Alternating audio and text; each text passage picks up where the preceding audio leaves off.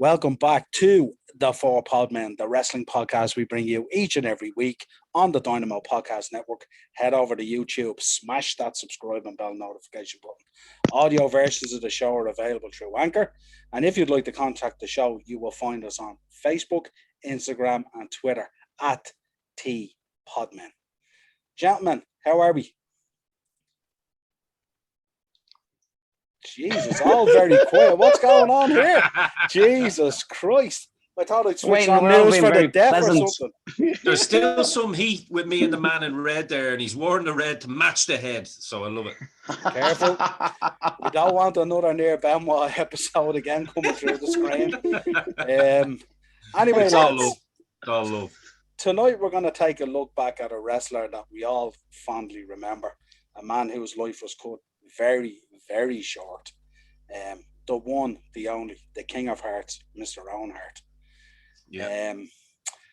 God, where do we begin with this guy? You know, a prankster, a trickster, but very sincere about his work. A great baby face, a believable heel, a great father and a family man, and one that's affectionately missed to this day without a shadow of a doubt, who lost his wife tragically at Over the Edge 99, which we'll get into later. But I suppose to start, let's get the housekeeping out of the way with him. Born Owen James Hart, May 7th, 1965. Died May 23rd, 1999, of course we know, tragically, at Over the Edge 99. Spouse Martha Hart, as we know. Interesting dynamic and character there. If you're a wrestling fan, not potentially overly fond. If you're not a wrestling fan, it's hard to comprehend. Billed from Calgary, Alberta, Canada, of course, the son of the one and only, the legendary Stu Hart. Debuted in 1983, has had many different gimmicks, namely the Blue Blazer from Parts Unknown, and also Owen Hart, the Rocket, and one or two others, no doubt. Quick rundown through his honours, of course: World Wrestling Federation, European Champion, Intercontinental Champion, Tag Champion, King of the Ring, and also Tag Team Championship Tournament winner, of course, with the British Bulldog. Also won the Intercontinental Championship Tournament, and also has 3 Slammy Awards for Biggest Rat, Squared Circle Shocker, and Best Bow Tie. Now, if that doesn't tell you the measure of the man, I don't know what does. He was also an IWGP Junior Heavyweight Champion. He was also a Stampede, many accolades in Stampede, of course. We don't really need to run down to him. Commonwealth Champion, International Tag Champion, American Heavyweight Champion, and also went to the Stampede Hall of Fame. A man who has many, many other accolades, including PWI, Pro Wrestling Illustrated, of course, and many other Wrestling Observer accolades. Gentlemen, where would you like to start? Take me away, Jay. Owen Hart. Talk about a big subject. I mean, a beloved fucking character from the get-go, really, from the minute he stepped in the door. There was just from the straight away, even without his work, just from the visage of the man, just you know when you're looking at a fella who loves what he does. We've talked about this before, and it's the difference between an adequate wrestler and a living legend. And from every second the camera ate him up, he fucking loved it. I mean, whether it was a European Championship or a Slammy, whatever you gave him, he loved having. He was a gimmick machine. Like, I mean, and that's rare enough in a business. We spoke about how many men have had gimmicks sink them, but it seemed like everything they threw at him, he just ran with the fucking ball. It didn't matter. He just loved being under the lights, in front of the eyes, whether he was a heel or a baby face. I mean, he was one of those heels that was likable straight away, even though you shouldn't have, even though he was like the shitbag in class who was also very funny at the same time. Like, oh, we hate it when he bashes me, but my God, he's funny. Do you know what I mean? He was a charisma machine. And I think my overriding feeling about Owen is how great he was as a grappler, as a wrestler, was often lost on the size of his character. It's kind of a secondary accolade to him. Like you say, the first thing you say when you talk about memorable and notable. And tragedy aside, often tragedy overshines the actual ability of the man. This has never been the case. You just, we say Austin, you think, oh, great gimmick. You say The Rock, you think, oh, charismatic. When you say Owen, it's almost the same thing, but you kind of, yeah, no, the boy could fucking go as well. If he wasn't as charismatic, you'd have seen exactly how brilliant a wrestler he was. It didn't matter who you threw him with, didn't matter what the situation was. He had a really clinical mind for the business. He knew where to be, he knew what to be, he knew when to outshine, and he knew when to stand back. He lived and breathed the work, and he's very enjoyable. And again, his abilities and skills are often lost on the fact that he was so charismatic. He was just an all-round entertainer. And I mean that in no dismiss. I mean that as a full-on, that's the best you can be to as many as you can be for. Few and far between. Joe, how did you find it this week looking back at Owen's career? Yeah, look, it's another case of what could have been, really. He was so young. And geez, it was very tragic how it all went. But going back in his career, it didn't matter whether he was in a tag team or solo. He was bloody brilliant. Like you look at all the tag teams he was in over the years. He was with Jim the Anvil for a while. He was with Davey Boy, I think you said, Jay, was it? Or sorry, he was in it. Yeah, he was. Yeah. He was with Jeff Jarrett as well. He was with Jeff Jarrett. He was with Brett.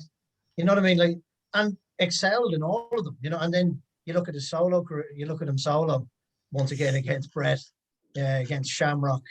He was just fantastic. He just, as I said, like what could have been, surely there was a world title in his future. There just had to be. Like he ate, like I know Jay talks about how you go into the WWE or WWF and you eat shit for years. He ate some amount of shit. Yeah. And his brother getting and his brother getting shit canned the way he did, and Owen still stuck around. Like how he did it is beyond me. And so like he was surely destined for a title. Had to have been, surely. So it's a real question of what could have been. He was absolutely magnificent in everything he did. I think, although you say there, Joe, he had a bit of it, he also gave out a little bit of it in his career as well, didn't he? Like, I mean, he was a proper trickster. Ian, you've obviously really enjoyed. Yeah, absolutely. Ian, you've obviously enjoyed going back over this week. I mean, you're really the Hart guy when it comes to this podcast, So for you, this must have been interesting and enjoyable to go back on, but also tough at times. Always tough when it comes up to this time of year, because it's not like, it's actually funny because it's I thought about something today and it actually made me quite because as you know, like a tragedy in wrestling, like with the Warrior, with Guerrero, and with anybody that passes or loses their life, especially when they kind of touch you as touch your heart as a young man growing up and idolizing these guys. This one for me, as you know, because I grew up, literally, this is my era growing up watching Owen and Brett, from watching them, from hating them as a 10-year-old because I'm believing what I'm seeing. This little brother bastard, and I'm like, I'm going to get my brother Joe, poor old Joe, the amount of times Joe, my younger brother, who you all know, was locked in a sharpshooter and had to learn how to wrestle with me as the younger brother, and he was blonde and I was dark. It was crazy.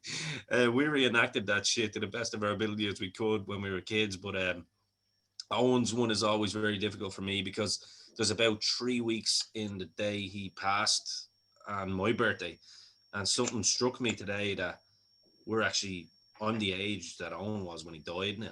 You know what I mean? And that was it was just kind of one of sober and tall. Yeah, it was very, very sober and thought. And as you all know, like, the Hart family means a lot to me. And, especially now at a time where, I'm friends with some of them too, lucky enough to be friends with some of them too. And I see how, when I'm on Facebook or Instagram, and I see how emotional they still get at this time of year. And rightly so, of course. But really, but I suppose without getting into, the Kemper Arena, I know you're probably going to go there later, Niall. A couple of little things I thought I'd start off on a positive note. And looking at the man's work, I actually wrote down 5 matches here for people that may not have seen them. And I didn't want to pick obvious ones like, WrestleMania 10 and SummerSlam 94 and even the stuff with Jarrett and Shamrock. I actually picked a couple. I picked 2 New Japan ones before he actually got to the WWE that I think are must see for any wrestling fans. And a lot of them probably would have seen them, but for anyone that hasn't, there's one against Pegasus Kid. We'll just leave it at that. In New Japan, of course, it's Chris Benoit, Pegasus Kid, in New Japan in 1990. And that was an absolutely phenomenal match. Basically the remnants of 2 dungeon boys before the dungeon was pretty much closed forever, honing their skills in real strong style, not a mile a minute, fucking, modern day strong style and like get as many spots in as you can. Real psychology, real high spots at the right time by 2 guys that were just destined for great things. And another one. Just to interrupt you there. Sorry. And was he wrestling under Owen Hart at the time? Yeah, just to help people. Just for people that might be looking for it. Yeah, he was just Owen Hart. Yeah, versus Pegasus Kid. Yeah, good shout, Joe. Yeah, he was just Owen Hart. He had the kind of, he wore the same thing as Big Brother, like, the singlet under the long tights, but he had the nice red tights with the Canadian flag over it, that old Dynamite Kid kind of Calgary gear where you just had the star or the lightning bolt. Owen was obviously you can tell how much Owen studied both Brett and Dynamite. I mean, you can really see it in this match. That like he took both elements of what Brett had, the technician, and what Dynamite had with just the innovation. And Joe, as you know, I used to study tapes of him like a mofo. He used to make me sit down and watch him as well. Yeah. It was like, Joe, all you need to do is be the lad that I'm going to do this on, right? Learn how to take all these. Yeah, you got to take all this shit, right? Bullying you, Joe, from an early age, yeah? That's because the other Joe got away. He was sick of tapping out. You can't, the younger Joe, you can't get the staff these days. Or back then. No, I'm only kidding. Joe always took them perfectly as well. So shout out to you, Joe. And little Joe. The next match I have is one again, New Japan, 1991, April 28th. If you type in the date to YouTube, you get it. Owen Hart again under the guise of Owen Hart versus Yushin Liger. Very, very early in. Brilliant match. Again, 2 completely different matches. And this is something that you see, with, 2 of the Hart brothers mainly, that they can have different matches with different styles and different size opponents and kind of mesh. Yeah, exactly. And then I'm going to go WWE because Joe mentioned tag team. For anyone that can remember the short run that built into the feud with Big Brother Brett, they had the tag team thing going on in 1994. And there's a match that they had January 11th. Just type in January 11th, 1994. The Steiners versus Brett and Owen. Holy shit. 2 brother tag teams. For anyone that hasn't seen it, it's a little hidden gem for a lot of people. Jay, you'll be all over. I haven't. I don't think I've seen that one in particular. I'm very interested. I'm writing it down. Yeah, guys, write this down. Trust me, I'm giving you all pearls here on this one. It's absolutely beautiful. And 2 teams that are not afraid of being hard hitting, but you can see the respect in that ring. The next one up is probably one everyone does know, but has forgotten about maybe. The In Your House match, February 96 with Shawn Michaels. It's kind of the one that they used with Shawn with the kick to the back of the head where Shawn starts losing his smile, all that stuff. And it was the build-up. So it was a heart that made him lose his smile. It was just a different one. And then one that always gets a little bit of a bad rub from me sometimes, but a man that I still respect in the ring, Razor. And this match is a bit of a hidden gem because it was on Raw. So if you type in Owen Hart versus Razor Ramon Raw, January 9th, 1995.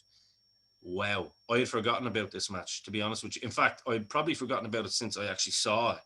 And now going back and seeing it, because, there's so many great matches back in those old Raws, like Brett and 1-2-3 Kid, Shawn and Marty and stuff like that, that you remember being there at the time, but you probably never went back as an adult. Yeah. You know what I mean? YouTube. Yeah. So they're 5 matches, lads. So anyone listening, Pegasus Kid, New Japan, June 26, 1990. Liger, New Japan, April 28, 91. The Steiners, really got to watch that for any tag team enthusiasts out there. With Bret versus the Steiners, January 11th, 94. Sean, In Your House, 96. And Razor, Raw, January 9th, 1995. So, Niall, I thought I'd add to some of your stuff there, and not just have you putting all the... No, it's absolutely great list there. Absolute great list. And some of them we will mention as we go along, but brilliant matches. I'd also say his IWGP when he won the Junior Heavyweight Championship was an outstanding match. Absolutely. And the first non-Japanese man to do it. Yeah. So outstanding. You know, it's no amazing. Small praise from the Mecca of wrestling. Yeah, you could see why Chris Jericho was Chris Jericho's idol, couldn't you? Even above Shawn, as he said, it was actually Owen was his actual hero. Obviously WWE, you have to pick a WWE. Right, their history. Yeah. And also a little bit of work in World of Sport, of course, with the Dynamite Kid. Yes, and with Rollerball and Rollerball, yeah. Hardy Jones as well, yeah. So really, some really good stuff there. I mean, it's really, when you go back through his career, such adaptive, such versatility, such everything really, but yet so polished and so polished, so trained, so revered in the business, so and that age, man. Yeah, but to have such an understanding of the importance of the business and the importance of, you know, delivering on your identity and your DNA and all that kind of stuff. And look, you know, a man who could have easily fallen into the shadow of the brother and could have failed at carrying the weight of the family name, but boy, did he knock it out of the park, you know. Absolutely. I think that's a great work, isn't it, that they did with Stu involved as well, you know, in the background. And I suppose you do hear, you know, of guys on top, you know, trying to keep others out of the limelight because they want to keep their spot, as Jay likes to mention, the sharks in the tank. I think you could see that bond, obviously, between the two of them, the two brothers, that, you know, you could tell Bret done everything he could to make Owen a star in his own right and get him over as a heel, you know, obviously sell him for him as much as he did and losing, especially in WrestleMania, you know what I mean? It's one thing to be a man's brother, but it's another thing to know what he's capable of. Yes. I mean, there's been many brother duos in the course of the business. Well, one, the two men were lucky in the sense that we've mentioned before about Bret being kind of one of the last of the territory children. Sure, but the little brother of the last of the territory children, like Bret and slept between the fucking turnbuckles, and you don't get that dynamic with other brother duos. It's amazing to see when you go back, isn't it? Like it's just phenomenal. And Niall, you're 100% right. Yeah. I also thought as well, I don't know if you picked up on it, when you go back and you look at this time period that he was so involved in, it was like looking back at a business within a business. In terms of, it was like, you know, that sort of whole area in the business where those boys operated was like literally like a little separate company within a holding company. Yeah, it's like it's like a slice of a territory inside a global federation. But really. What about a pivotal moment, lads, that you will all probably agree with? Because, you know, I remember for years, you know, we know what it's like to have little brothers or whatever, and like I certainly did, and obviously explaining that with Joe, like it was always this part of me as I was getting older, you know, when wrestling was starting, you know, when Vince decided to get a bit more edgier, and just before the actual reunion of the Hart Foundation and all that kind of stuff, you could see the shit getting real with like Bret and Shawn and all. And it was always kind of like that little part of me that went, I wish they'd make up one day. You know what I mean? I wonder will it happen? And then, like, because Niall, I think that's probably something you wanted to talk about as well. That scene with Owen and Bulldog in the ring, pushing each other and being little babies fighting. You know, they've been tag team champions all this time. Yeah. And obviously, Bret as the manipulative big brother and kind of leader of the family coming down and using these guys to his advantage to, you know, to kick Stone Cold's ass, and Shawn Michaels and the Clique. Bret coming down, what are you fighting for? Then, you know, almost like the original head of the table gimmick, really. It really was, when you think about it, because it was just pure manipulation. He's like, what are you fighting for? And then he looks at Owen, he goes, Owen, and he's grabbing Owen and slapping him in the face and kind of pulling him by the head and going, I love you, Owen. And Owen just starts crying. Do you remember that bit? Owen's like, What about, Niall, maybe you can take this one, the Survivor Series. Do you remember the towel match with Bob Backlund? Was that, oh God. Do you remember? So Owen was, so he was still the feud had kind of started to phase out with Brett and Owen, and Brett was obviously wrestling with Backlund. Yeah. Brett was champ, and Owen was still the jealous fucker in the background, but he was doing his own thing. But they didn't let that storyline fade, and it was Survivor Series. It was an I Quit match. Was this the one where they brought the family in and the family got involved? Stu was front row with Helen and all, and the whole thing. And Owen was in Backlund's corner with the white towel. Yeah. And Brett, I think Bulldog was in Brett's corner with like the pink and black towel, you know, the real fancy looking thing. But Owen wasn't allowed to throw in the towel for Brett. Yeah. So Backlund has Brett in the chicken wing, and like Owen starts going, "Ref, stop it!" He's like, "He's my brother. He's hurting him." And Owen starts Owen could do tears brilliantly, and he started crying, and he's going over to his mad and going, "Please, Mom, help him. Look, it's your son. It's your son. Help him." He goes, "He's my brother." And it was so emotional. And then literally she throws in the fucking towel. And then Owen's like, It was so good. Oh, it's one of those moments, and it's just like, oh God. And just the face on Stu. Stu was like, "You little bastard. Wait till I get you home. I'm going to stretch you for hours. I'm going to kill you. By any means necessary." Brilliant, man. The creativity of things like that back in the day, you don't see anymore, you know? Just something that simple. Well, you have to have the tools to make it work. And he was such an expressive little bollocks that it wouldn't work for anybody else. It really was. It's a real you little fucker. Yeah. And they call him that, didn't they? Because, I mean, Owen, realistically, I think Owen was only 5'9". Not that it's short, I mean. But like for those boys, it was pretty short. You know what I mean? He was a stocky boy, but he was a sturdy lump of human. Oh yeah, man! I'd say he could fucking sling you about if he wanted. But I mean, he was literally the epitome of the baby brother, just not going away, wasn't he? And he played that character. My favorite thing about Owen, just to make people smile, and Joe knows what I mean by this because I actually robbed it back in my days. You know, when he'd go for a lockup, and then if the lockup broke, he'd just go woo, like as if he won the lockup. Like it's like I won. It was like he had turned it. Yeah, it was like he had turned it into like a test of strength type thing. He jumped up and down. Yeah. The kind of bastard who'd stand on your conker if it came off the string. You really can see Jericho's working that, can't you? When you look at it, you can see where Jericho got the whole foot on the chest and going, "Come on, baby," and then he'd be like, "Yeah," you know what I mean, jumping around thinking he'd won. He never had a problem celebrating his own achievements, which was part of his character. It was brilliant. It was amazing. Have you ever seen anybody get that much out of a slammy? Never in my life. It's my favorite on-screen accolade they ever gave him. I'm like, oh, lovely, this bollocks again. He had the two of them, and then he had the two slammies on either side of his singlets. Remember? Like, you know what? If you had won the big goal or sooner or later, you'd have still walk down with the slammies. Fuck the belt. Look what I have. Many use of these. It's like loads of people. Shut them up. He obviously worked himself into, because of what they saw. Like if you're Bruce Pritchard back then going, and Pat Patterson going, that's a great point, Jay, because they're going, this little bollocks is getting mileage out of 2 Slammy Awards. Imagine what will happen if we give him the crown at the King of the Ring. Don't ever give him anything bigger. Boy, have you seen him with his slammies? Unbelievable. And then when he's the king of hearts, it's like, I'm actually the king. It doesn't matter what my dad says. He's old. Remember, he used to be like, he's old. I'm the king. It was mad. There was kind of nearly a touch of McGregor in him, really, wasn't there? Oh, the audacity of him. Yeah.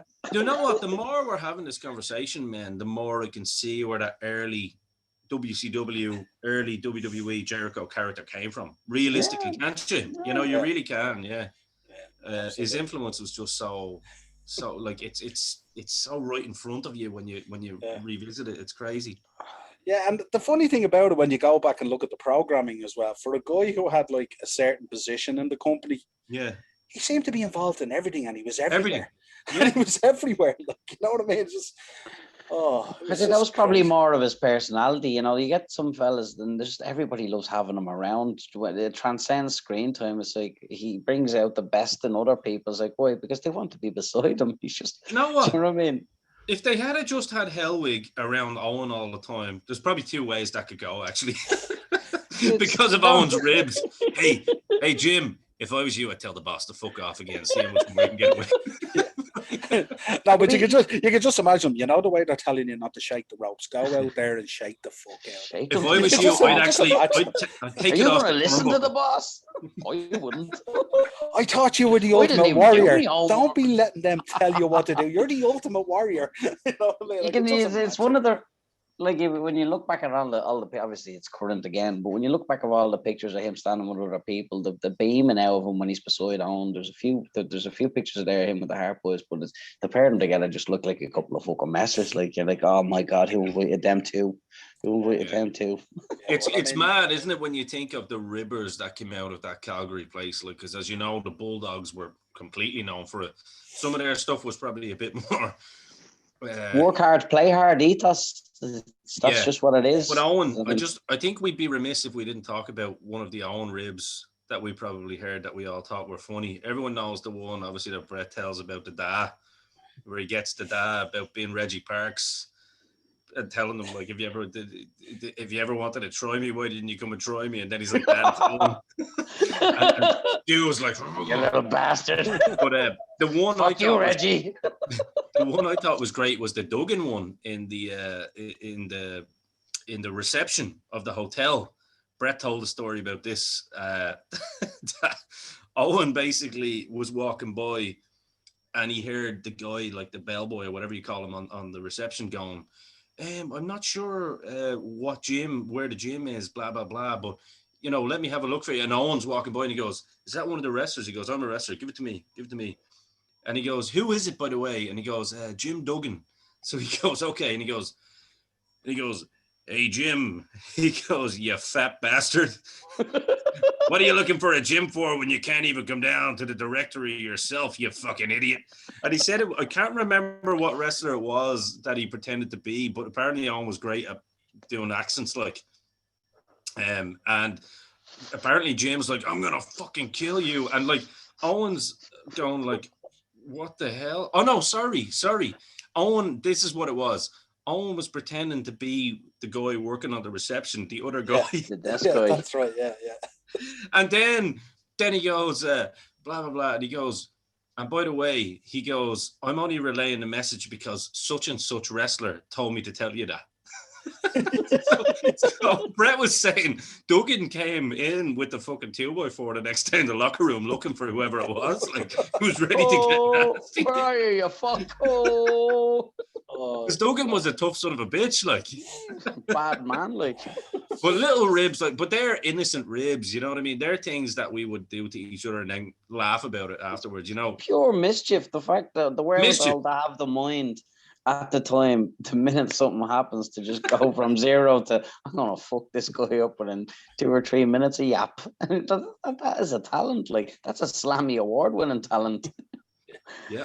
Oh God, yeah. There has to be an idea in that. I don't know how that hasn't happened yet. You know, a book of people's experiences with Owen. I don't know whether it's out there or not, but it'd be a lovely compilation of his you know, the big book of Owen ribs, like just everybody in the business who's been fucked over. We could turn it. The DPN, this one time. The DPN could get into books. I mean, it'll be an entertaining read. Like one of those, I'll read 6 pages before I go to bed, and then I won't be able to sleep for 4 hours because of the laughter. Just the image in your head of this serious guy just freaking out because I'm busting a nut on the other side, just laughing his sack off. You're having a bad morning then as well, you know. It's, remember Jim Cornette told that story, didn't he, with Bruce Pritchard, the phone call. Jim, do you remember that? That was recent. Jim Cornette was saying, like, he was pretending he was the pretending to be Pritchard. Stalker. He was pretending to be Pritchard, and he goes, and then he goes, "Hey, this is Bruce Pritchard, blah blah blah," and it was actually Stu, and they all knew that Owen fucking always, you know, pretended to be fucking Stu, and it was Stu on the phone going, I'm not very happy about this Bruce Pritchard and how he's portraying my family, you know. I heard he's the one writing these storylines about Diana with the British Bulldog being a bit of a whore. and I don't like the idea of my daughter being portrayed as a whore. And like, they're going, yeah, this is fucking Owen Ribbon, blah, blah, blah. And next of all, who walks in the room? Bruce Pritchard. It wasn't him at all. It was really Stu. It was really Stu saying, the boy who cried wolf. He was like, No, oh it's shit. Stu. Oh shit, it really is Stu. And he's pissed because you're talking about his daughter and portraying her as a whore. The wet stain just spreading on Pritchard's lap like I'd shit. say so. Shit got real quick. Vince, I can't make that. You're up in Calgary next week for the Stampede. Don't think I'm gonna make that one, brother. He said he was going to stretch me. Oh, I turned straight into Hogan. That doesn't work for me, brother. You're on your own. Even as an 80-year-old man, I'd say let me just show you what you can do with your arm here, right there. You see, I put the pulse in the brain, and it's look, the head pops. It's he's purple now. Yeah, you can let go now there, Stu. Well, just leave it in a bit longer. From Pritchard, the brother love in one stretch. Yeah. Oh God. Let's take a quick rundown through some of his career. Obviously, went into the World Wrestling Federation naturally after being in New Japan and a little stint in World of Sport, stuff like that. And obviously, some stuff in Stampede.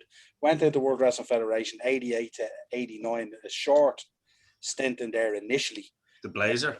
Yeah, went in and started off wrestling against guys like Terry Gibbs. Lads, I had to look back at this. I haven't seen Terry Gibbs in 30 years, and it was an absolute pleasure to see him on the screen again. It brought me right back to my childhood again. Fucking Terry Gibbs. Terry Gibbs. And all. Did he shave for that one? Or? He still had the curly mustache, and he had the curly mullet on, and just the plain black trunks. And I was he was going for the Magnum look. It just didn't quite get out. And he always, when he got introduced, it was like this: Terry Gibbs. Yeah, straight out of Mississippi. Yep. Yeah. Isn't it weird, Niall, the dynamic when you look at the like the World of Sport guys? You know what I mean? But they were legitimate stars in England. Yeah. You know, they'd have the little ring jacket. Hello from Oldham, England. Pat McGee.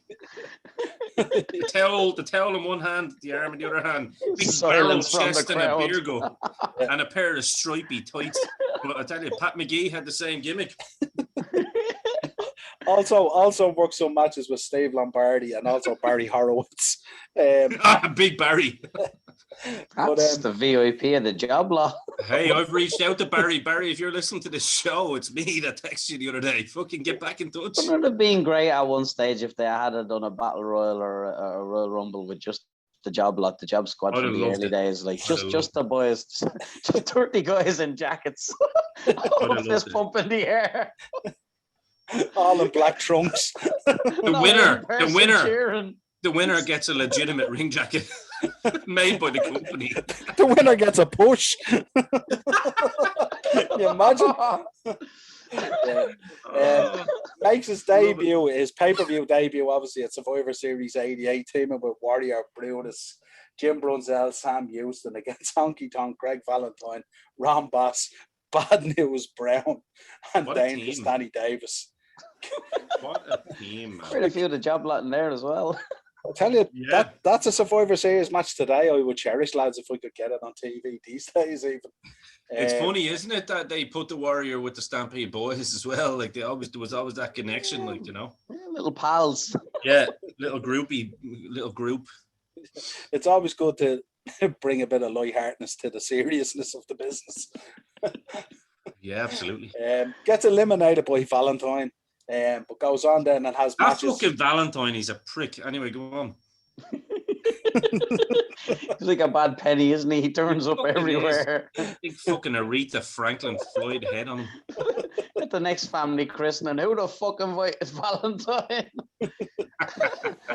Goes on to wrestle Ted DiBiase on Saturday night's main event and was defeated by Mr. Perfect at WrestleMania 5. And that sort of rounds out that kind of year or so, if you like. Returns to Stampede, does a bit of work in Stampede, obviously, for the dad. With Dynamite too. Yeah, and also does a bit of work in Japan and also in Mexico. So naturally, he's going around now and he's picking up a lot of different flavors and probably a lot more tricks and probably honing the whole ribbing side of things without a shadow of a doubt. Yeah, he was working. He done a big program with Dynamite, street fights and everything. So I'd say it was a lot there. Yeah, 91 he goes into WCW and does a little bit of work in there with Ricky Morton, which I'm sure helped him out greatly in his career as well.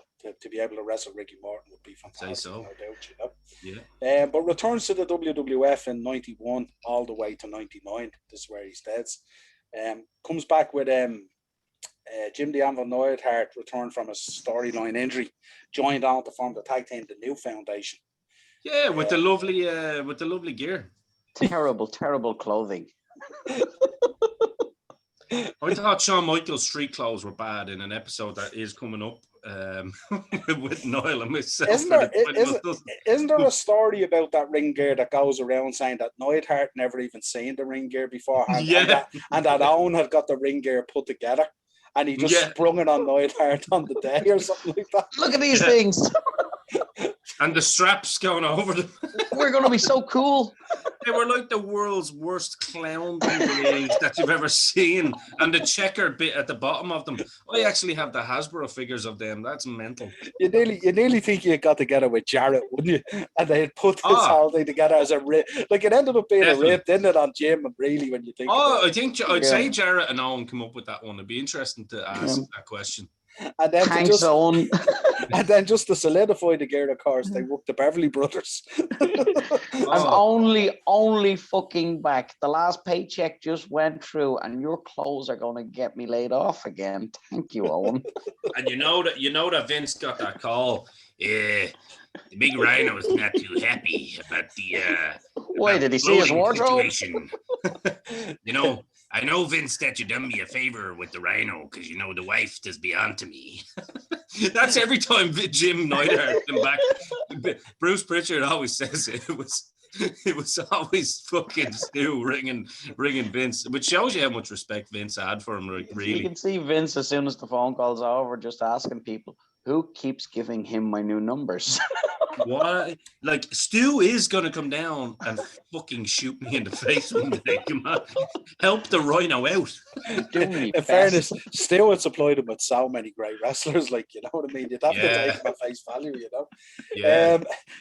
Jim Neidhart leaves shortly after. I'm going to put it down to the ring gear. I'm not going to put it on that else. And he sets out enough, Vince. Louis Copeland, it was not.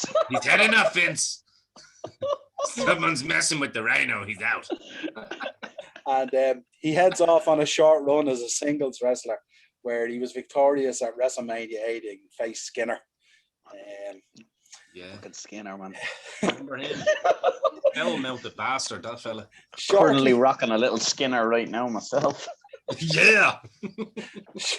This vein of stuff continues on. Shortly after WrestleMania, teams up with Coco Beware. Do you remember that? High energy. High energy, yeah. You have to be high to bring that energy to a live TV cam. I'm just saying. I'm betting Coco looked forward to whatever ring gear Owen brought in with him. Did you say Coke looked cool forward to that? Yeah, he did. Coco look forward to that. Yeah, man, I can sing. I'm blaming that one on Frankie. There's no doubt. Well, they were for the birds anyway. That tag team was for the birds. So they had one pay-per-view match at Survivor Series where they lost to the Head Shrinkers, and the team was quietly dropped. Team was quietly dropped, as they say. And he started off as a singles career, but he suffered a knee injury in a match taped on Superstars against Bam Bam Bigelow, which kept him out for nearly 2 months.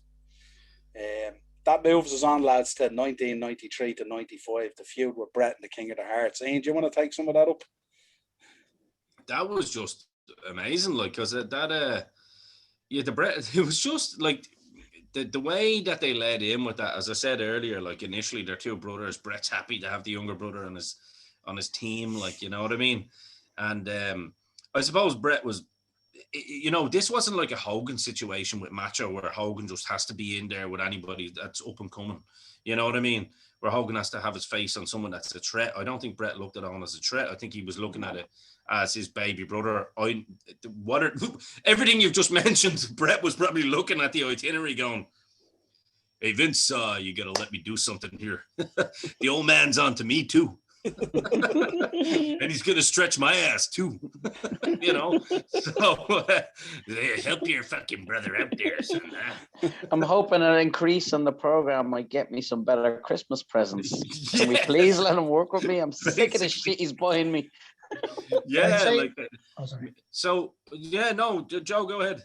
No, I just say a lot of it had to do with the fact that Brett just knew that him and Owen were just old.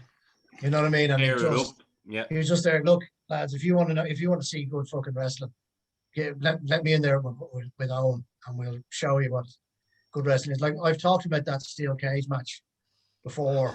Like, they're arguably the greatest ever, because there was none of this fucking half dead, taking forever to climb. Yeah, they were legging it.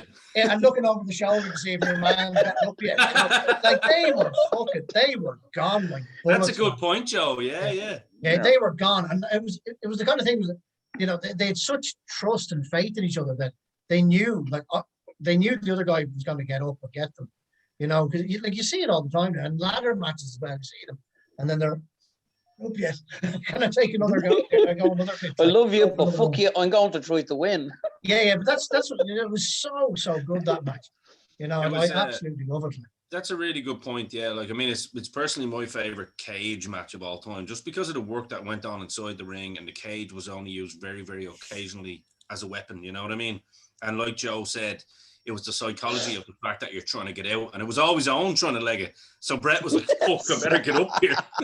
Where's that little shit gone? Where's he gone? Oh no! You know, and like, that was the whole premise of it.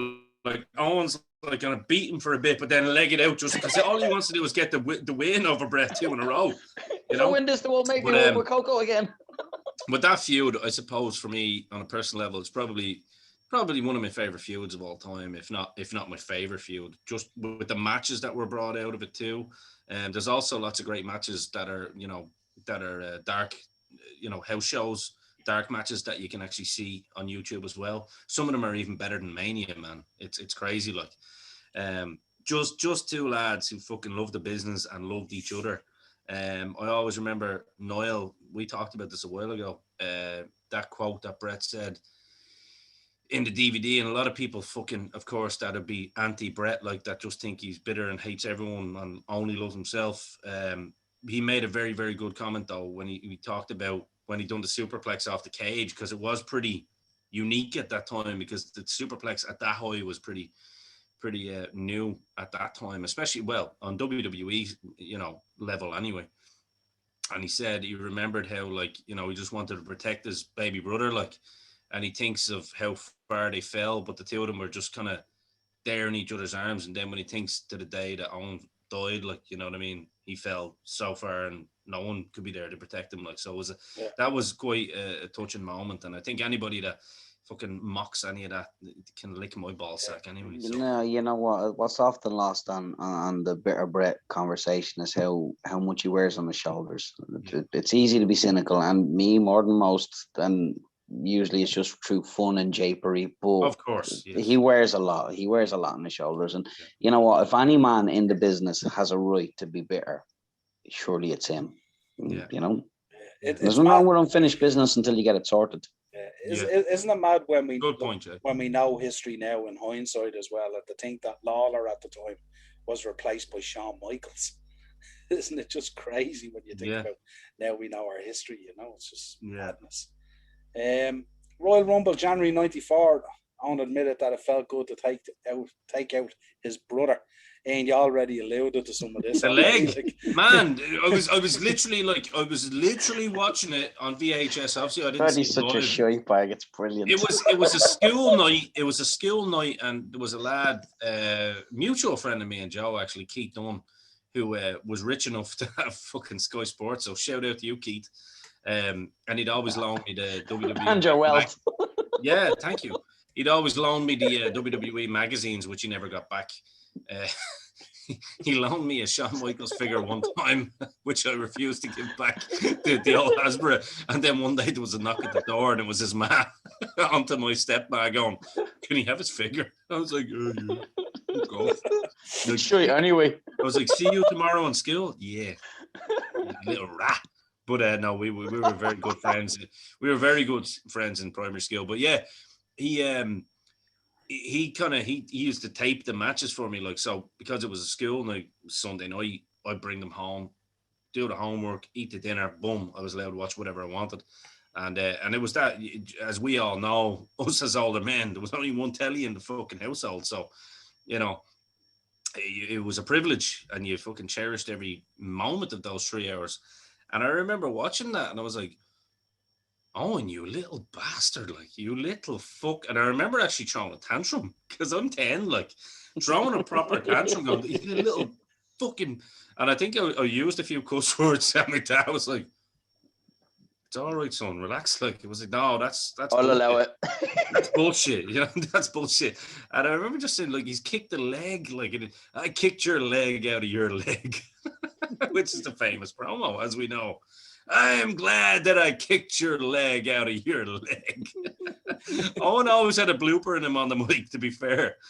But it lent itself to his charm, I think. But yeah, that was a big moment. And I mean, I think that was kind of like, what would you say, boys? Give me like an example here of what that would be likened to of a previous era. Do you know what I mean? Because don't forget, the 94 era steroid trial, they're trying to get the business back up. So they did tell some real home-based storytelling there, I think.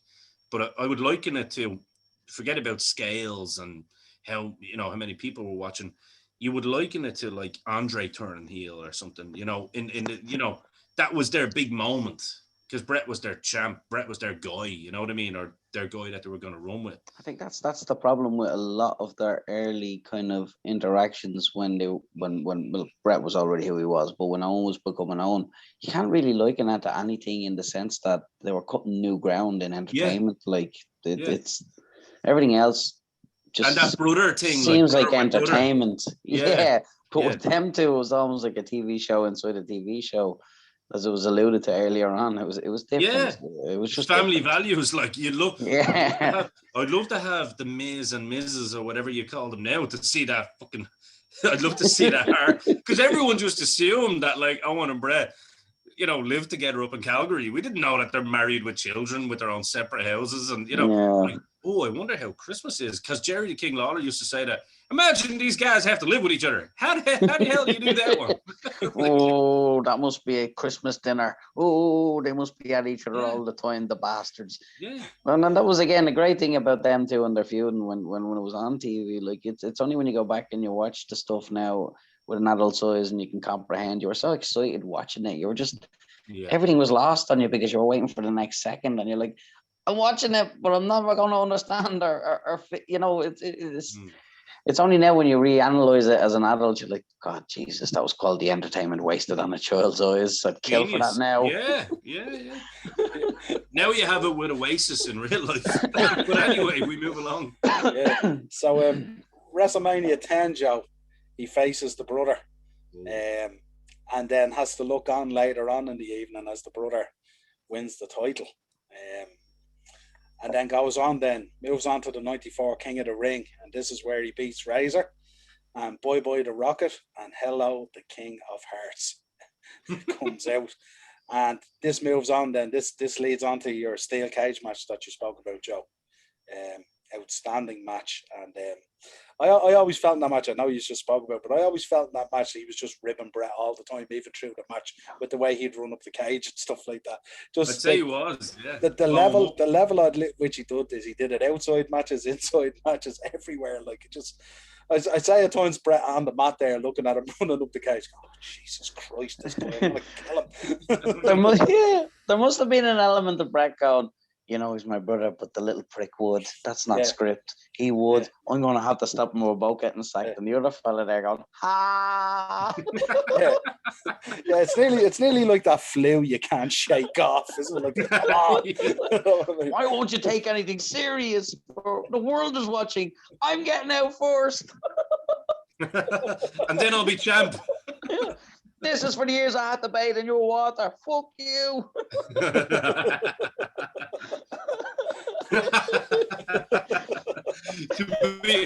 let's to any Americans listening to that show, just to put some context on what Jay is saying there. Ireland was a very, very poor country in the pretty much up until recently. We were ahead of the curve on the upscale and recycling of I'd preface that in by saying nothing's changed really in this country. It's still the same. No, nothing has changed. Irish families, traditional Irish families, like to keep a pretty penny and save when they can. And if you put the hot tank, which is the immersion as they call it over here in Ireland, if you put that on for an hour, good Jesus, you're not going to eat for a week. So basically, if you filled a tub full of hot water, motherfucker, if you have 3 kids, they're all getting baited in it. So yeah, and it was every Jay's Saturday because your pops was washing before he was going for soups. So I mean, if there was still a little warm left in that water, you were fucking lucky, pal. I mean, your dad was, if there's warm in that water, your dad was running late for the taps. You could boil the kettle and just throw it in. Throw one kettle boil in just to top it up. But it wasn't dirty per se. It was an honest working man's dirt. So I mean, you were blessed. You were washed. You were cleaned. You know what I mean? So yeah, that's a good show. Anyway, Noel, sorry, No, it's good. But he was an absolute thorn in Brett's side, wasn't he? All the way to the Survivor Series. And of course, Ian, you alluded to the Bob Backlund stuff earlier with the family and everything else. Oh, good Jesus, yeah, it was crazy. A genius, yeah. Yeah. Culminating with obviously Diesel getting the title, and then Owen rebounded from the loss to Brett and goes off and wins the WWF Tag Team Championships with Yokozuna, no less. With James E. Cornette and Mr. Fuji as the managers. Now this is ribbon at a different level now, isn't it? Like James was the American correspondent, wasn't he? He was the US correspondent. tennis racket, and like the most outrageous, because you know Jim had money at this time. Fucking shine. Well, Jim's always had money, but he was putting some money into these rackets. Tennis racket, and then fucking Mr. Fuji in the white bleeding gimmick. Gi or whatever you call it. I don't know. It wasn't even a gi. It was just a big robe, wasn't it? It was a robe. It was just a big hot tub robe, like, you know, like a big fucking steam room robe that you get when you come out of jail. Hello. Of a very non-traditional form. Probably nicked it from the hotel he was staying in. Do you know, Joe, I heard that there's actually legitimacy to that. I've heard that he literally used to rip one every fucking hotel he got. So he had a fucking string of them and had the one belt for them all. So there's probably some legitimacy to that, to be fair. And you can imagine Owen backstage as well going, you look great. Oh. You look Fuji. You look, and I'd say Fuji-san probably looked at Owen-san and loved him because of the ribbon. So again, Owen is Owen's just put with ribbers. Yeah. When you think about it, his whole career, did he ever stand a chance as to not be a ribber? Well, the way to have any chance of controlling them is to keep them all together. Well, yeah. Nobody else wanted to go with them. Or right, was like, you know what? Use her in that car to get away. Yous know why, you little bastards. You can imagine Fuji and no one's sitting there going. You can imagine Fuji to him on the white gown going, "Did you think I'm Jim Neidhart or something?" That would be the epitome. I was going to say, Jay, that would be the epitome of putting me and Jay together. No. For a year. Fucking like literally, like we just going, what? And I guarantee you, known personality types with the wildness in both of their eyes, they just looked at each other the first time they met, sized each other up and went, truce. Truce. Let's get the rest of them bastards. You know, it's us against them, yeah? Yeah. Me and you together. It's like when you go to the schoolyard and you know, like there's a lad out there that can probably match you. And you're not sure of him yet, but you're like, let's make an alliance. Yeah. And then we'll figure out what comes next. Eventually. We could either drown in this pissing contest or show the rest of the world. Yeah. If there comes a time for me to turn on you, I might, but I'll size you up to see what your strengths are. Yeah. Don't trust me. No. But don't expect it either. We're all right. And then Jim Cornette there, though, just as I mean, lads, Jim Cornette's work during that fucking tag team thing was just unbelievable. He was taking smacks off people with the fucking racket. The racket would go flying. I mean, oh my God, how good was Cornette? And of course, you couldn't get Fuji to take a bump. He like that. He just chopped you. He just hit you with a stick. He just hit you with a stick, and then if he didn't have a stick, he'd do the chop thing, like to get you away from him. And then you always not knew correct. You just hit me with a stick. and then you always knew he had the big bag of talc in the bag that looked like salt, but we know it was talc. Ian, we're going to move on to something you alluded to earlier about how this guy celebrated his achievements. 96 to 97, teaming with the British Bulldog. Bulldog comes back as a heel and joins Camp Cornette, the Camp Cornette stable. Owen goes Cornette on. was another Calgary guy, yeah. So Owen goes on to win a Slammy for injuring Shawn Michaels. And began using the nickname Slammy Award winner. And at this point, the King of Hearts was rarely used. Yeah, mad. So 96, Bulldog and Hart earned a pay-per-view shot, tag team titles in Your House 10. They left the gold after defeat. They won the gold after defeating the Smoking Guns. Another bone of contention between the two was newly created when the European title was introduced. This was one that both guys wanted to go after. But this is when Brett comes in, and this is Brett bringing the family then together. He goes out to the ring when the boys are... This is an opportunity of weakness, yeah. And then they join with Brett, and they join the Hart Foundation, no less, obviously with Jim, and obviously with Brian Pillman as well, a man who we've done a show on and a man who we revere on the show. Could we just say something there, Noel? And in fairness, I am biased, of course. But someone actually said it. Someone put it to me. When you look back on it, and I read a great review. Anyone, and in fairness, I don't mind plugging, another Facebook page or a group or whatever when it's good stuff. But if anyone out there that has, a few minutes to do themselves a favor, follow Wrestling Glory Days on Facebook. Great panel. Don't know the guys personally, but I might get them on Dynamo's Dozen, to be fair. The stuff that they do, they take a lot of time to write really good stuff, and they know their facts. So like, I'll always give someone their due when they bring up good stuff. And I said, when you look at what the Hart Foundation was based on, it wasn't just an anti-DX thing. It was actually anti-NWO and everything. That's what they were going against. They were looking what the NWO was doing and saying, that's a crock of shit. Like, let's actually take our real opinions and put them into a work, you know what I mean? It was anti-attitude era, in a sense. Yeah. It was WCW versus NWO parallels, but way more talent in it. And that's what I was just thinking. I was like, it's probably the most underrated faction and not talked about faction, like in the mainstream. You know what I mean? We've a bundle of DX videos. We've a bundle of NWO content. We've a bundle of this and that. I think with the whole thing with Owen, Jim, Davey, and of course Brian Pillman kind of passing, it's really something that WWE or someone needs to look at. Because, I mean, that whole year, Stone Cold Steve Austin came out and said it, didn't he? That those boys were doing the best promo. Like, I think Austin said that heel Brett in 97 was the best promos he's ever heard, because they were just they were legit. You know what I mean?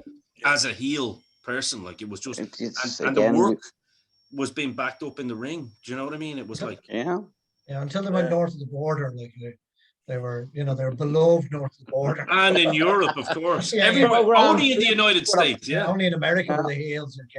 It was absolutely. No, it is genius. It's the first time we speak often about how the changes of kayfabe, the moving of the goalposts, whether it's still alive, whether or not the curtain call was the death of the work, when really it wasn't. It was just repackaged and represented in a new way.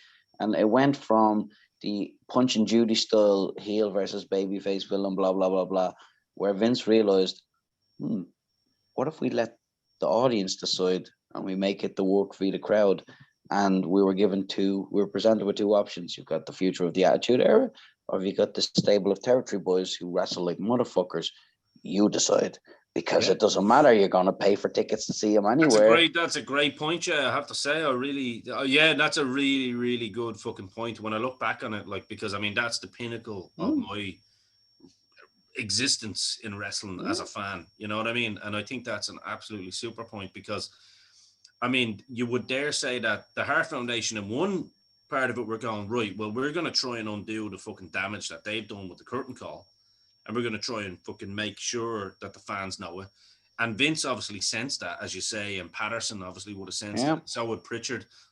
You know, all the boys in the back would have sensed it. Like, of course, you know, they were probably going, fuck. And Russo, obviously writing the shit's probably going, well, yeah, well, whatever you want, Vince, you know.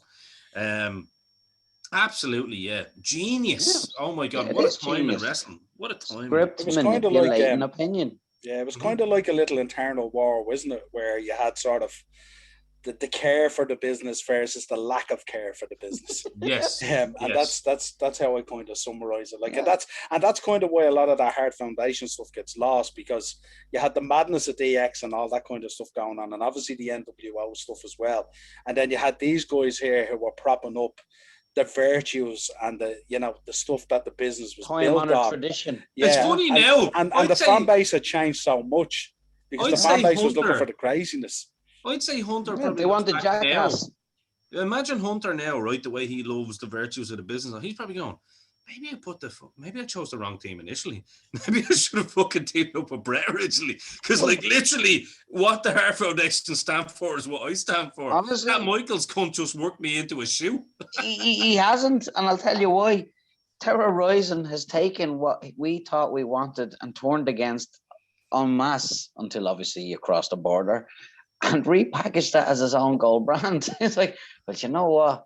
Now it's time to give them what we told them they didn't want back when we knew they wanted it to begin with. It's like, you know what I always found funny was with H, like, and this is the only jab I'm gonna have a H, only one, because you know I love him. He's 95%. 95%, yeah, exactly, yeah. He moved him up to 100. Remember? Yeah, but I'm going to bring him back to... I won't bring him back to 95. I'll bring him down to about 98 here. You put him at 100 again, so you did. Don't be acting bollocks. Joe. Sick of your shit. I'll go off. I'll leave. Now, there's classic heel. I will leave right now. If there was fans here going, yeah, I'd be like, what? If you want me to leave. Make your point. No, the point I was making with Hunter, it's funny when you think about it. You know, Vince, there's a time-honored tradition here that, if he's not willing to do business, then, you drop the guy. Oh, yeah, there's also a time-honored business that you don't break kayfabe and do a fucking curtain call too, you hypocritical bastard. Break kayfabe. So it's amazing. It's amazing how well that the clique were able to work, Vince, when you think about it. Oh, yeah, that's a really good point there. Ian, look at it. I mean, but look at H doing and saying all this shit, right? You've got a guy who won shades of every great wrestler to ever do it. Two, came up from WCW with more hate. Jack of all trades, master of none. Yeah, and then took on a fucking late 80s gimmick until a big man, no names, dropped him on his face. 3, got up from off his face and owned the business. And 4, in every aspect of him as a traditional pro wrestler, done the job for so many men on the big event. He's the classic cut of a territory Hart. Like, I mean, no, but the point, he wanted to be them. He wanted to be in them. He's like, why can't I be a Hart? Because you're not one. I completely agree with you. It's like you can see where there's probably a bit of jealousy there. It's like, what? You know what I mean? But it's just funny when you point that out, and it only actually came to me there. I was like, hang on.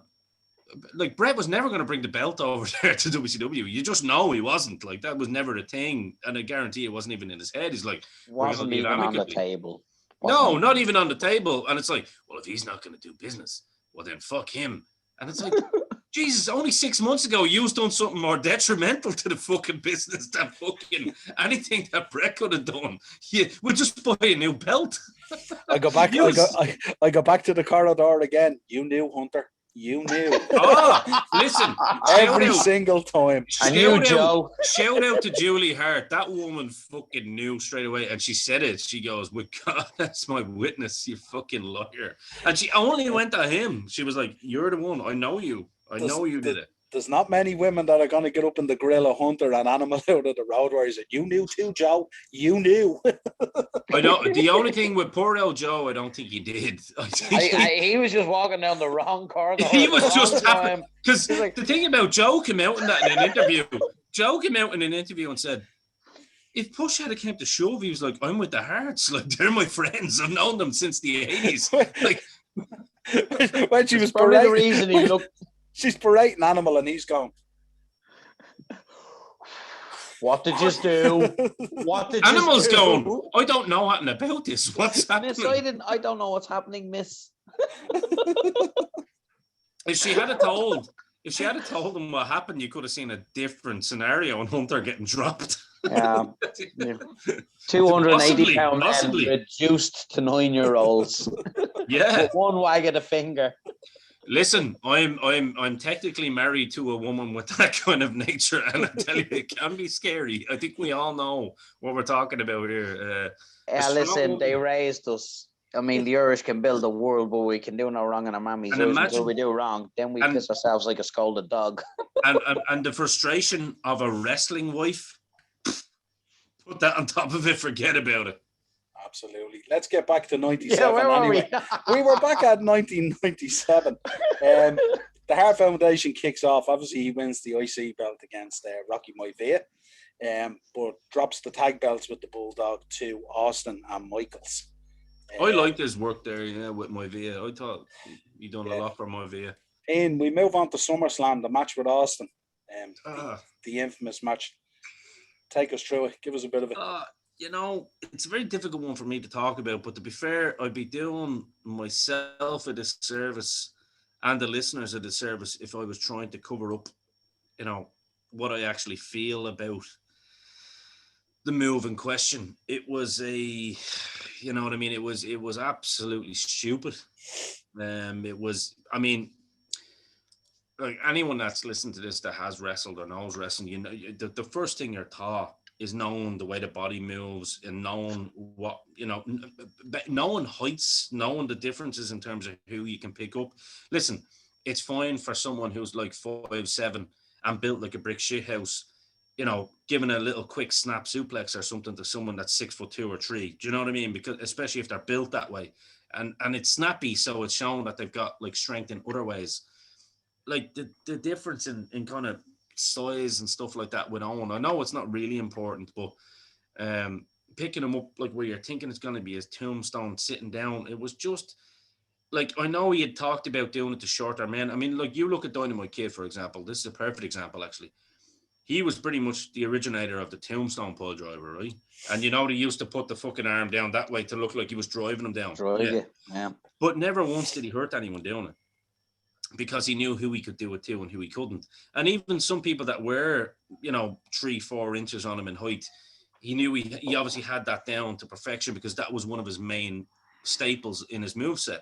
So if you're doing it every night, you generally know, like, the angles that you need to go, or if you need to drop a bit forward. For example, here's a perfect example. You can go straight down on it on the knees, which you're getting the proper spike look, or you can lean forward with it a little bit, so you know that you're allowing a bit of maneuver for the back of the head, so you're just basically just folding, kind of, you know what I mean? So it's more like a shoulder bump that the guy is taking.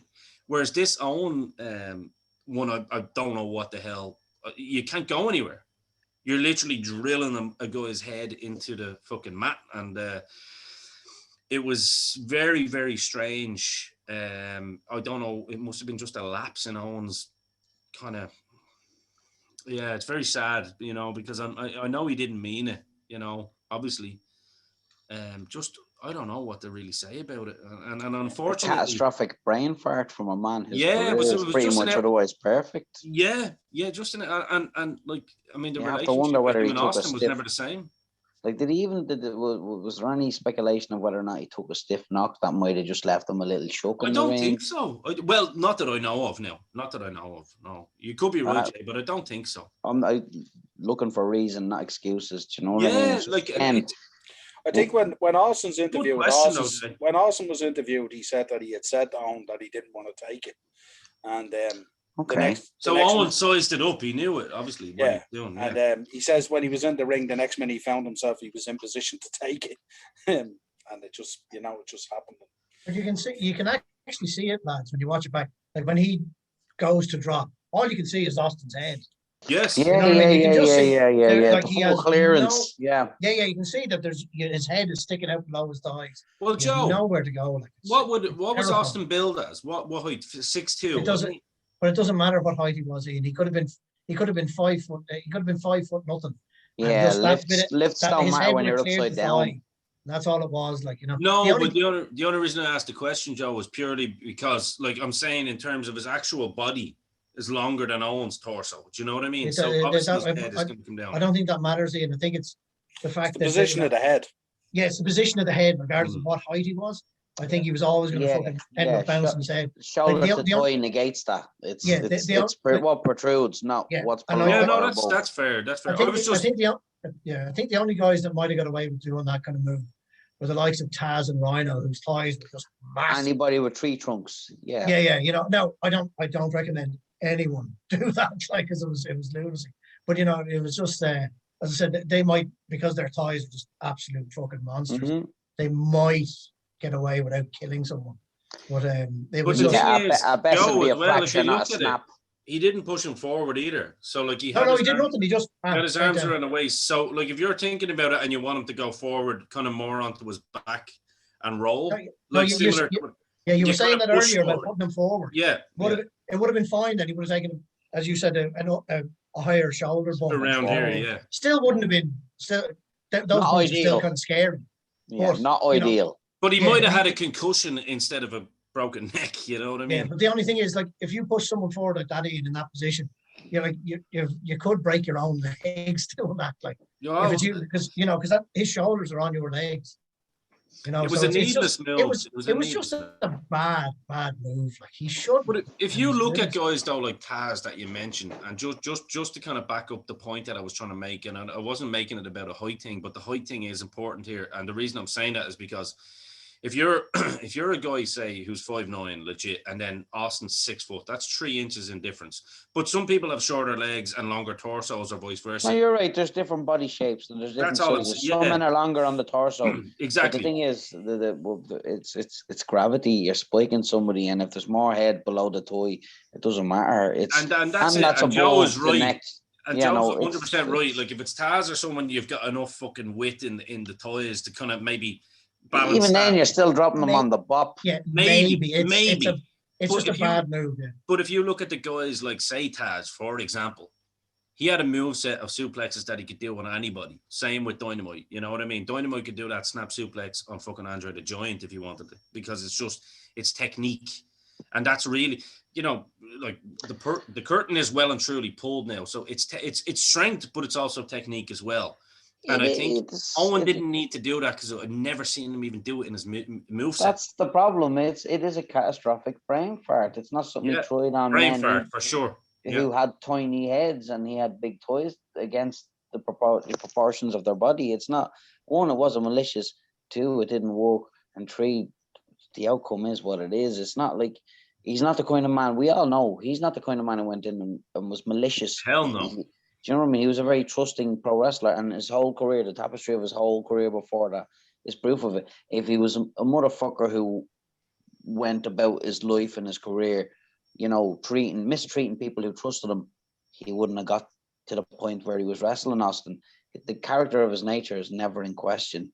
It's just one of those things. We spoke before, when you cross swords, expect consequences, and pro wrestling is a business of consequences. What about the next week? Noel, you can lead this one in. Remember like the next week or the week after, when they know Austin's going to be out, and obviously they have to run it as a storyline that he put Austin out of business. Do you know what I mean? Brett was on run with the ticket. Do you remember Brett was on commentary and he's wrestling someone in the ring, some jabroni, like, I don't know, it might have been one of the fucking headbangers or something. and Brett's heel, Brett, like, and he's like, yeah, I'm so proud of my baby brother. And I think it was Jim Ross says, just how good is Owen? And Brett says, well, look, he put Austin out of business for a while. And he was like, yeah, but how good is he? He's like, he's almost as good as me. He's not quite there yet, but he's almost as good as me. But it was just the work between, that whole time frame, I thought was absolutely fantastic. Now, that could have been Brett speaking truth, to be fair. But when you know it, say it. Here, listen, Rick Martel used to spray it all over the crowds. Arrogance, it's money in pro wrestling. It's why we watch. Yeah, no, it's true. But no, I think to close that one off, Niall, I think that was just one of those. It wasn't a series of unfortunate events with Owen. It was just, unfortunately, he could have killed the guy. Yeah, absolutely. It was a blip. It was a blip. It was a blip, and the only blip that we can think of. Yeah, and it's a dangerous business. I'm not excusing anybody. I'm not apologizing for anybody. It's a dangerous business. It is, Jay. He could have slipped out of his hands and landed on his head in a suplex. You know what I mean? But at the same time, there's certain moves that certain accidents that can be avoided, and that's one of them, personally. Yeah, absolutely. Obviously, before we move into the final year, and obviously the most difficult year for us to talk about. Give me a second. 97 to 98, we get the Black Heart and the Nation of Domination, which must have been a very strange period for him as well, on the back of Montreal and stuff like that. He was kind of working with against most of the cohorts of the screw job, if you like, which I'm sure must have been strange for him and felt strange for him, but must have also felt strange for Brett, looking from the outside in, I'd imagine. Joe, any memories from that time? Not too many now, to be perfectly honest, but I did mention earlier about, Jay talking about shit for a few years. Yeah. Like after that whole screw job, Owen was, very much in limbo. Everyone had jumped ship. Davey Boy and Jim Neidhart, I think, both left. And he was the only one that stuck around. Yeah. And, it must have been, like, as you said, it must have been very weird for, those guys that jump ship looking back and why did he fucking stay? Like, so strange. Like, I mean, he turned on Shamrock and became the co-leader of the Nation of Domination. Going, what the hell? Well, I think a lot of that I'd say a lot of that was there. They said, so what, it didn't become a race thing, the Nation, an overtly race thing. Yeah. Like everyone knew it was. Yeah. I think also in a second layer to that, I mean, in a ridiculous career, can you think of a more ridiculous man in a more ridiculous stable? Like it's a ridiculous cherry on top of a ridiculous cake. The Nation weren't a ridiculous stable. They were great. No, I don't mean that in a bad way. I mean that in a ludicrous late 90s pro wrestling ridiculous. I don't mean they tried to do that a few times though, lads, in the 90s. You know what I mean? If you remember the storyline that even Bret had with Hakushi, when Hakushi was getting all that stuff, Jerry the King Lawler was running the angle that Bret Hart was a racist because, he happened to fall on one of the Japanese guys in the suits, and that's how him and Hakushi became sworn enemies, and they used the word on TV. Yeah. Like it was a lovely time in pro wrestling, and not in a negative way. Innocent. In a pre-internet, everybody at everybody's throats, where pro wrestling was the last bastion of snowflake lampoonery. Yeah. There was almost a silliness to it, but without being intentionally silly. It was just like very good to watch, very fun to watch. But Owen with the lads was just pre-Peacock era. Peacock bans all that now. Yeah, look, fuck whatever we say about the internet right now. It was just there was some great wrestling going on with some great storylines. Shit you wouldn't get away with right now. And it made controversial watching. It was, what are they going to do this week? Goes on, 98-99, starts teaming with Jeff Jarrett as the Blue Blazer. Love it. And this is where we see some really good stuff. But turns down a storyline where he was going to have like an on-screen affair with Deborah. Like again, after what happened. This is Vince Russo now. This is Vince Russo. Playing out his fantasies on screen. Okay, he's different. Yeah, this is. Listen, I love Vince Russo, but as a human being, but yeah, he had some weird way of looking at things back then, I think. A lot of questionable script choices. Yes, that's a very diplomatic way of saying how I feel, Jason. Fucking jackass era. One of the things I loved about Jarrett and Owen teaming together was the amount of shit they used to give the audience in the walk and the aisle and the walk down. Just constant, the two of them just shouting at people in the audience. Just get like, God knows what they said to them. They were just constantly abusing them, like every single time they came down to the ring, just abusing people at ringside. It was magnificent. Joe, we haven't seen that bickering with an audience since. Do you remember Sid used to just walk down screaming at people to shut up? Yes. Do you remember? He said, "Shut up!" But you would shut up though when he said it to you, because that man scared to be. If you were on your own, you would. But if there was 13,000 with you and the veins on his neck kept getting bigger but and if he's bigger, looking like, at you directly, you're going. But that was what it reminded me of. Them two Hellcats just bickering with the crowd. It was like, this doesn't even need to be live. I'm sure in the audience it was brilliant. Like, there's only one man in Ireland that could tell you if Sid Justice shuts you up or not, and that's Paddy Morrow. He knows. Shout out to you, Paddy. Absolutely. Two boys go on and they win the tag belts off Shamrock and Bossman. And then they successfully defend them at WrestleMania 15 against Test and D'Lo Brown. But then on an episode of Raw, they dropped the belts to Kane and X-Pac. But they continue on. That bond with him and Jarrett was a very, very strong bond. And they continue tagging together. Do you think, Noel, it was the fact there were territories, or do you think that maybe they had that a bit in common and similar age? Or I think it was that, and I think it was probably...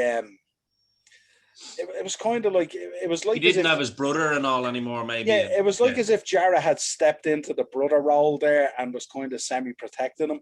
I agree with that, because I think Jarrett would have had a lot of respect for Bret Hart.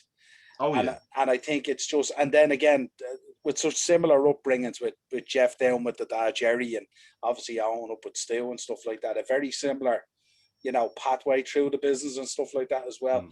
And then again, you're talking about a time again, the madness of the business as well. So these boys were just sort of sitting there, you know what I mean? So they had to look out for each other. But then we move on to May. Always a difficult one that we have to talk about, Over the Edge. And the entrance that many people say, and it's on record, that he wasn't very, very comfortable with this entrance. He was sweating about it, didn't really want to do it. Wasn't a fan of heights either. No, and by God, if you're not a fan of heights, that was some height. And of course, the accident happens, ends up in the ring. They're trying to bring him back and revive him. The camera switches to the commentary team, obviously, who are kind of giving updates from what they can see and what they're being told. And the show goes on. Joe, thoughts of Over the Edge 99? I don't know how they kept going that night. Must have been horrific for all of them. Just and I'm torn. I know that the old adage of the show must go on and all that, but it must have been absolutely heartbreaking for everyone involved to keep going and get it done. I think it's one of those moments everyone kind of remember, everyone remembers it, and it was absolutely horrific. And it was like I'm literally lost for words, even though it's how many years now, like Jesus Christ, and still it's one of those things where you're just like, Jesus Christ, like that. He didn't want to do it. He still, and as you said before, Niall, that anything he was given, he did, and he still attempted it, and just it ended so badly, and it was just brutal, absolutely brutal. It was like the selfless in him came back to haunt him, wasn't it, really, when you think about it? Because he always put everything else first, and he was in fully and game ball to do whatever was needed to be done in terms of protecting the business and doing what they were doing. Jay, Over the Edge 99, talk to me. The most sobering moment in pro wrestling history. I mean, when shit gets real, it gets very fucking real.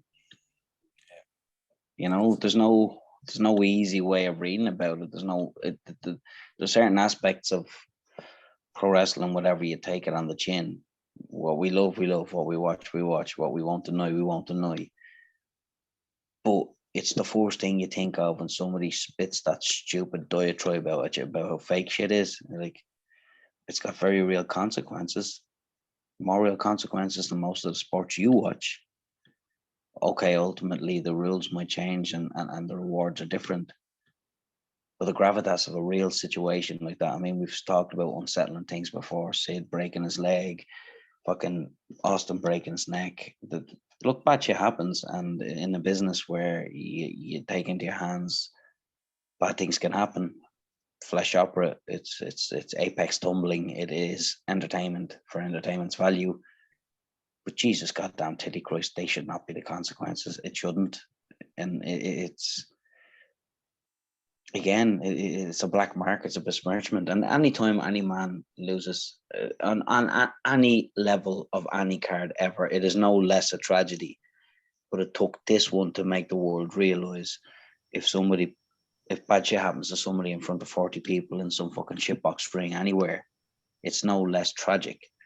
But it took this to make a lot of people realize there's consequences to what we love.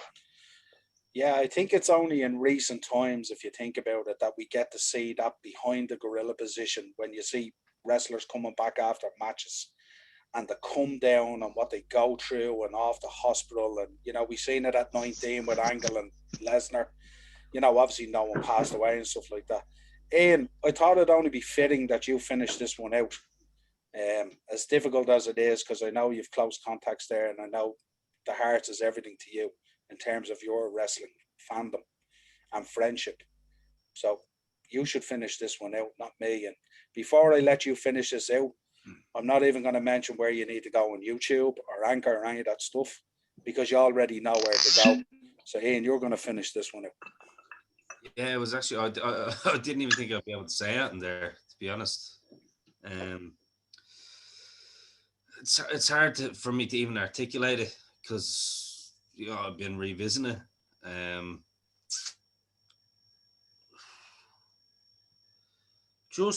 I mean, I think it was needless. That's really the only word I can come up with. Needless. And within trying to stay with, you know, not looking too emotional on the show. It's kind of one of those things where you're like, you know, a wife lost a husband, kids lost a dad, and for the sake of, you know, a gimmick on a wrestling show, you know, it'll never really sit right with me. And it's not, you know, it's not a case of me pointing the finger of blame at anybody or anything like that, but the man didn't want to do it and he shouldn't have had to do it. And I think the first time that was said, that should have been the end of it. But I suppose to close it out without kind of finishing on the bad stuff, I think what we did today was pay the tribute to the good stuff that the man did, and like looking at his legacy and raising a glass to everything he achieved and to his lasting impact on the business is what I'd kind of like to take out of it. You know what I mean? I don't like to spend too much time on the Kemper Arena. I think Brett and Benoit left that all on the mat a year later or so, whatever it was, and I think that was probably the ultimate tribute you could give the man. But yeah, Owen Hart, one of the greatest to ever do it, and yeah. Well, we can't add any more to that. So till next time, this has been your Podmen. Look back at the career of one and only the King of Hearts, the Blue Blazer, Owen Hart. Till next time, pleasure as always, man.